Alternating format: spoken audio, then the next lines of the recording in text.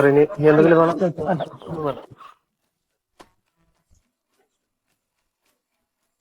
Sir ഇനി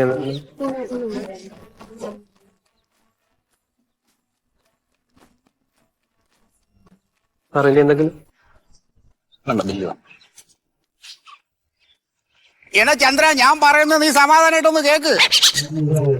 Chandra, tension പിടിക്കല്ലേ. നിന്റെ കുഞ്ഞിന്റെ കല്ല് മുഴുവനും നമ്മൾ ഒരു നയാ പൈസ ചെലവില്ലാതെ എടുത്ത് പുറത്ത് കളയും കേട്ടാ. ആ ആ ആ ആ ഇല്ല, വിഷമിക്കണ്ട. ഇവിടെ ഡോക്ടർ, നീ കാണുന്ന സത്യശീലൻ എന്ന് പറഞ്ഞ ഡോക്ടറല്ലേ? എന്റെ സ്വന്തം അനിയനാ. ചേട്ടാ സ്വന്തം അനിയൻ. ഞാൻ പറഞ്ഞ അവൻ കേൾക്കാതിരിക്കുവോ?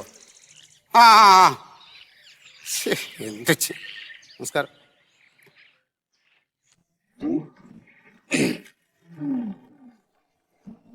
ഹലോ, ഡ്രൈവർ ബെന്നിയുടെ വീടല്ലേ? വൈഫാന്നാ? ഒന്ന് ബെന്നിയുടെ കൊടുത്ത്. ആ ബെന്നി, നാളെ ഒരു ചെറിയ യാത്രയുണ്ട്. ആലപ്പുഴ വരേക്ക് ഒന്ന് പോകണം. അല്ല വേണ്ട, BMW എടുക്കണ്ട. BMW ശരിയാകത്തില്ല. നമ്മുടെ കുണ്ടും കുഴിയൊക്കെ ഉള്ളൊരു വഴിയാ. നമുക്ക് ജീപ്പേൽ പോവാം. അവിടുന്ന് പിന്നെ ഒന്ന് MLA ഒന്ന് കാണേണ്ടി വരും. പിന്നെ ഒരു ഹൗസ് ബോട്ട് അന്ന് നോക്കിയില്ലേ? അതിന്റെ വില ഒന്ന് സംസാരിക്കണം. അങ്ങനെയുള്ള കുറച്ച് പരിപാടികളുണ്ട്. എന്റെ ബെന്നിയെ, നീ രാവിലെ ഒരു 7 മണിക്ക് വീട്ടിൽ വാ. ബാക്കി നമുക്ക് പോണ വഴിക്ക് ഞാൻ പറയാം.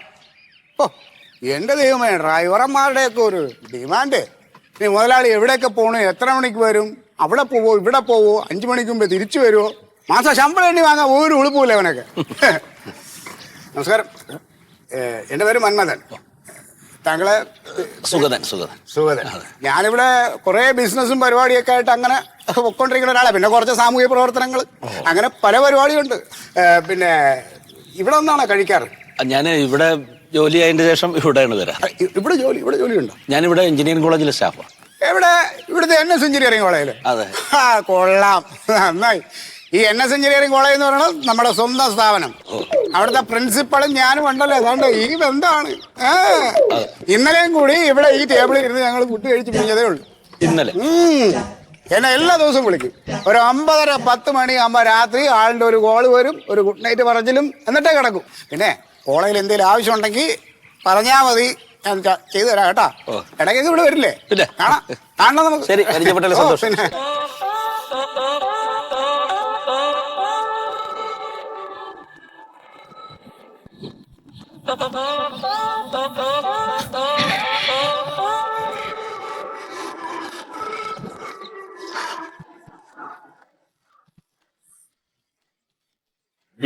ഇരിക്ക്.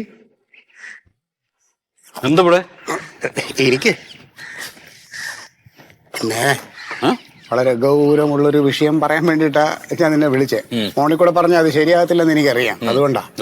പിന്നെ എനിക്ക് വളരെ വേണ്ടപ്പെട്ട ഒരാള് നിന്റെ അടുത്ത് ചികിത്സിച്ചോണ്ടിരിക്കണതാ. അപ്പൊ ഉടനെ തന്നെ ഓപ്പറേഷൻ വേണമെന്ന് നീ പറഞ്ഞു. കല്ലിന്റെ അസുഖത്തിന് വേണ്ടിട്ടേ. പേഷ്യന്റ് പേര്? അത് എന്താ, രാഹുൽ എന്നാണ് കുഞ്ഞിന്റെ പേര്. അച്ഛൻ ചന്ദ്രൻ. ഈ ചന്ദ്രന്റെ വീടിന്റെ അടുത്ത് താമസിക്കുന്ന ബാഹുലയൻ, എന്റെ സുഹൃത്ത്. അപ്പൊ ബാഹുലയൻ വഴിയാണ് ഏർപ്പാടെ. അപ്പൊ ഈ പൈസ ഇല്ല, ഒരുപാട് പൈസ ആവുമെന്ന് നീ പറഞ്ഞു. ഉടനെ ചെയ്യണോന്നും പറഞ്ഞു. അപ്പൊ അത് വരും. സ്റ്റോണാ? അതെ 2 ലക്ഷം രൂപ വരും. അപ്പൊ എന്നോട് പറഞ്ഞത് അതിനുള്ള നിവൃത്തിയില്ല. ഈ ബാഹുലേനെ എങ്ങനെ പരിചയം? ബാഹുലേൻ എന്ന് പറയണത് ഞാൻ ഇന്നലെ ബസ് യാത്രയിൽ പരിചയപ്പെട്ടതാണ്. ബാഹുലേന്റെ വീടിന്റെ അടുത്തുള്ളതാണ് ചന്ദ്രൻ. എന്തോ ടാപ്പിംഗ് പരിപാടിയൊക്കെയാ. അപ്പൊ ഞാൻ വാക്ക് കൊടുത്തു പോയി, ഈ ഓപ്പറേഷൻ ഫ്രീ ആയിട്ട് ചെയ്തു തരും. ഡോക്ടർ എന്റെ സ്വന്തം അനിയനാണ്. അല്ല, അങ്ങനെ ഫ്രീ ആയിട്ട് ചെയ്യും? ഫ്രീ ആയിട്ട് ചെയ്യാൻ പറ്റില്ല, നമ്മുടെ ആശുപത്രി അല്ലല്ലോ. സത്യം, ഞാൻ വേറൊരു ഐഡിയ പറഞ്ഞുതരാം. ഈ ഒരുപാട് കല്ലിന്റെ അസുഖമുള്ള വേറെ ആൾക്കാരെ നീ ചികിത്സിക്കുന്നുണ്ടല്ലോ. അതുകൊണ്ട് അപ്പോ അവരാരെങ്കിലും ഓപ്പറേഷൻ ചെയ്യാൻ വരുമ്പോൾ അവർക്ക് വലിയ കല്ലുണ്ട്, ഒരുപാട് കല്ലുണ്ട് എന്ന് പറഞ്ഞിട്ട് അവരുടെ ഓപ്പറേഷന്റെ തുകയിൽ കൂടെ ഈ ഓപ്പറേഷന്റെ പൈസ കൂടെ ഒന്ന് അഡ്ജസ്റ്റ് ചെയ്ത് കൂടെ? അങ്ങനെയൊക്കെ ചെയ്യാമല്ലോ. അപ്പൊ ഞാൻ മറ്റുള്ള ആളുകളെ പറ്റിക്കണം എന്നാണോ പറയണേ? ഒരു ഏട്ടന് വേണ്ടിയിട്ട് ഇതൊന്നും ചെയ്തുകൂടെ? നടക്കില്ല. വെറുതെ എന്തിനാണ് ഈ നടക്കാത്ത കാര്യങ്ങൾ നമ്മൾ സംസാരിക്കുന്നത്? സാർ കഴിക്കാൻ തരാണ്. എനിക്കൊന്നും വേണ്ട. സാറിന്? എനിക്കും ഒന്നും വേണ്ട. ഒന്നും വേണ്ട സാർ.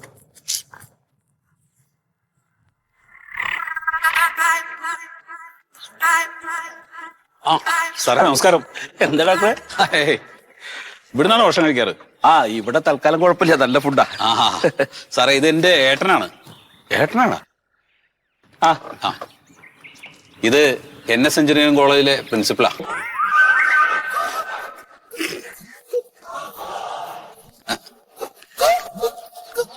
ശരി.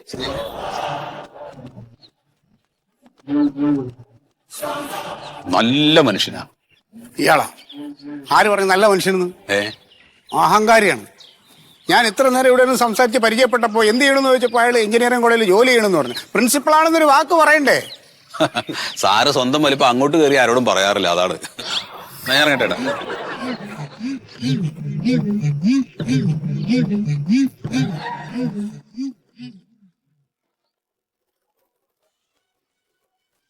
ആ കേള കേള അതെ അതെ അതെ, തല്ല് മന്മഥം വരുന്നുണ്ട് കേട്ടോ. തല്ല് മന്മഥൻ ഓനൊന്ന് അങ്ങോട്ട് പൊക്കി വിടാം. അതെ അതെ നമുക്കൊരു നേരം പോക്കാവും, ഓനക്കൊരു സുഖം. അതെ അതെ. ஆ வணக்கம் சார். சார் சார் சார் சொல்லுங்க சார். கவலைப்பட வேண்டாம், நான் வந்துடுவேன். கண்டிப்பா வந்துடுவேன், கண்டிப்பா வந்துடுவேன்.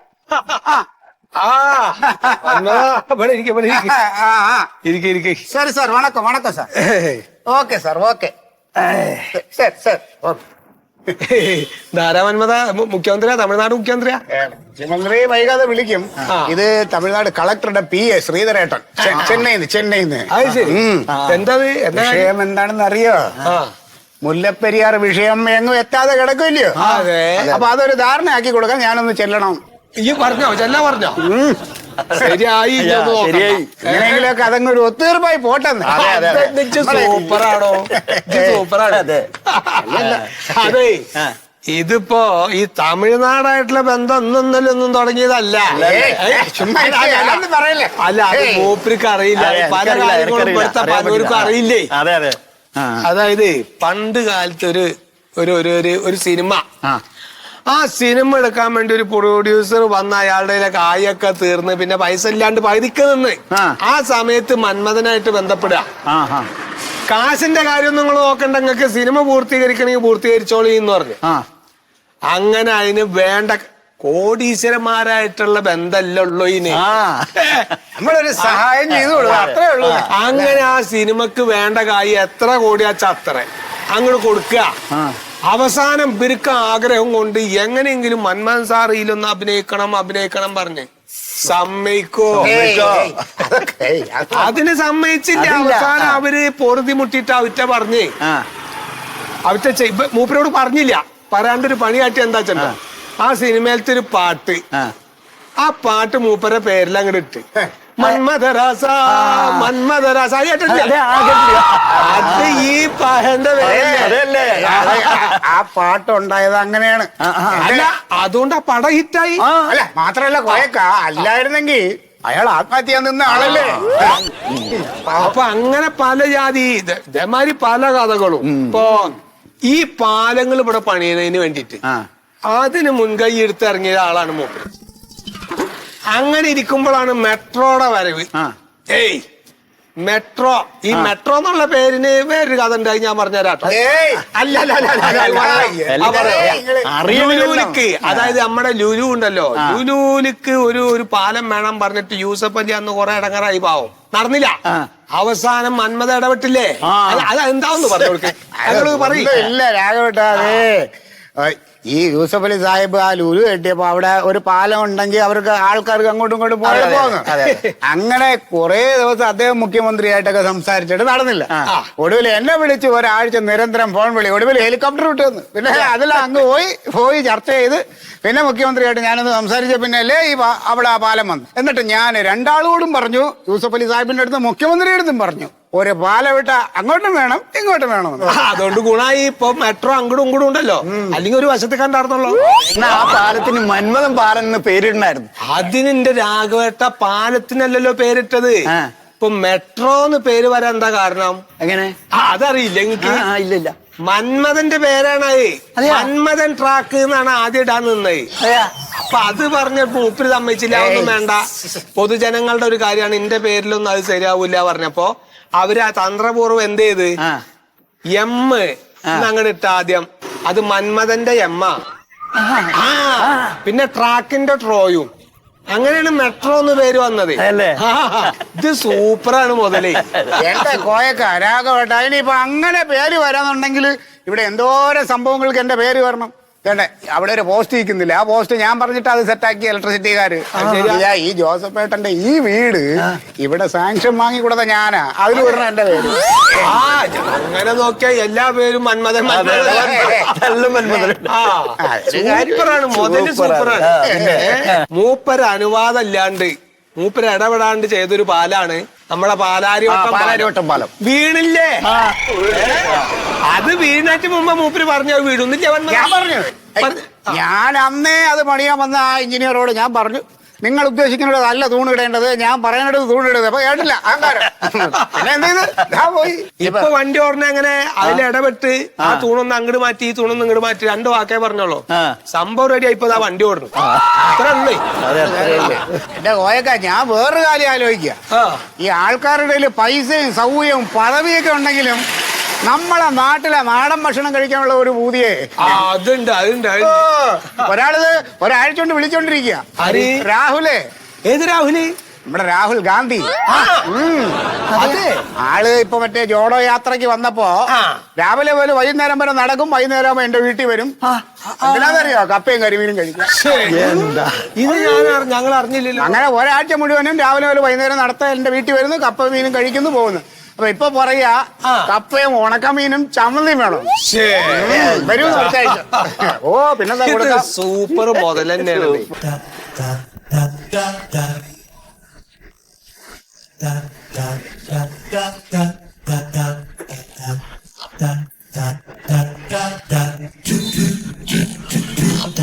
മന്മഥൻ സാറ് അല്ലേ? ഞാൻ സാറിനെ ഒന്ന് കാണാൻ വേണ്ടി വന്നു. എന്റെ ഒരു മൊയ്തൂന്നാണ്. അല്ല, അതെ അങ്ങനെ നേരിട്ടൊന്നും സംസാരിക്കാൻ പാടില്ല. ഞങ്ങളോട് പറഞ്ഞിട്ട് അങ്ങനെ വേണമെങ്കിൽ പറയാം. അറിയാൻ പാടില്ലാത്തോണ്ട് പറഞ്ഞോട്ടെ. പറഞ്ഞോ, എന്നാ സാറ് പറഞ്ഞു വെച്ചിങ്ങ പറഞ്ഞോ. എന്താ വെച്ചേ സാർ, എനിക്ക് പേഴ്സണലായിട്ടൊരു കാര്യം സംസാരിക്കണായിരുന്നു. ഒരു കാര്യം ചെയ്യും, നിങ്ങള് രണ്ടാളും ഒന്ന് ഇല്ലാതെ നിങ്ങൾ എവിടെ അങ്ങോട്ട്. എന്താ മോനെ? സാർ, എന്റെ പേര് മൊയ്തൂന്നാണ്. ഞാൻ ബഷീറിന്റെ മോനാ, മീൻ കച്ചവടം ചെയ്യണം. ബഷീറിന്റെ മോനാ?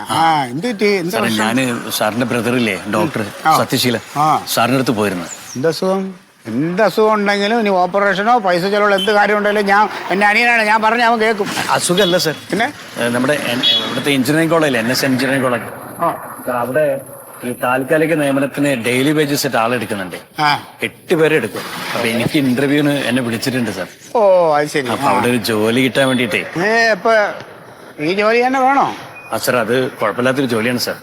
കാരണം വീട്ടില് ഭയങ്കര കഷ്ടപ്പാടാണ്. ഓ ശരി ശരി. വീട്ടില് ഭയങ്കര വണ്ടി ചുളു വിലക്ക് ഞാൻ മേടിച്ചു കൊടുത്താ കൈ കാണിച്ചിട്ട് വീട്ടിലിപ്പോ ഭയങ്കര കഷ്ടപ്പാടാണ് അല്ലേ? എല്ലാം സെറ്റാക്കി തരാം കേട്ടാ. സന്തോഷം സാർ. ജോലി കിട്ടി. ഒന്നാമത്തെ മാസം ശമ്പളം മാറ്റി പോക്കറ്റിൽ ഇട്ടിട്ടുള്ളത് ധൈര്യമായിട്ട് നോക്കും കേട്ടാ. സന്തോഷം. ഓ ആൾക്കാർ ഒന്നും വേണ്ട. ശരി സാർ.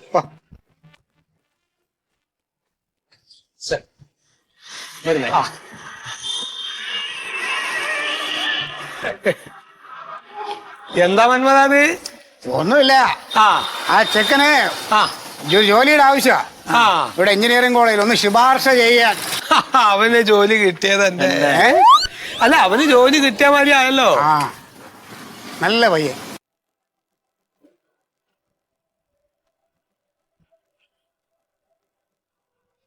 മണ്ടു മണ്ടു, ഒരു ഗ്ലാസ് വെള്ളം എടുത്തേടി.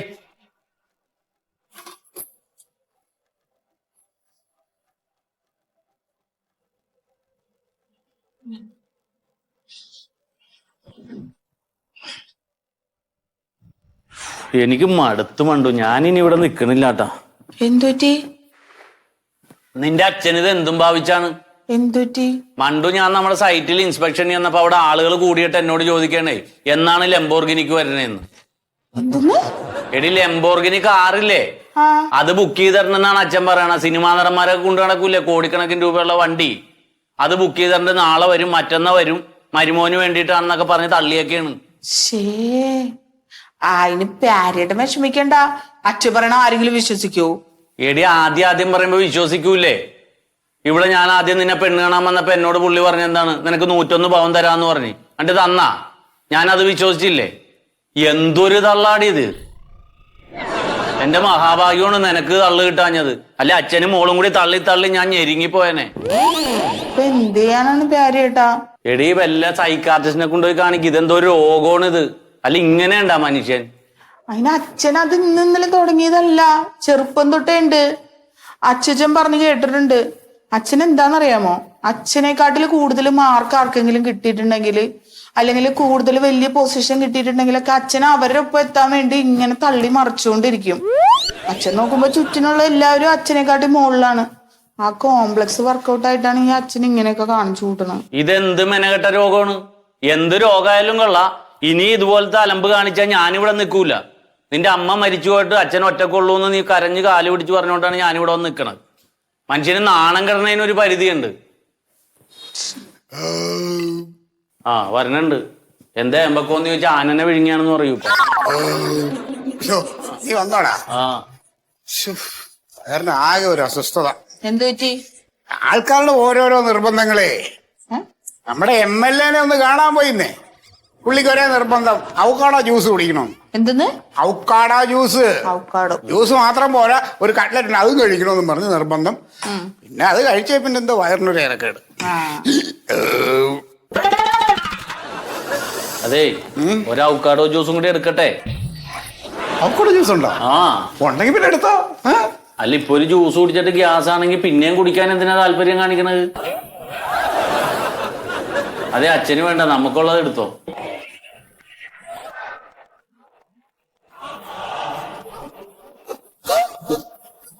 ഓയൊക്കെ ഇവിടെ ഇരുന്ന കഥ പറഞ്ഞ് ചെവി തിന്നും.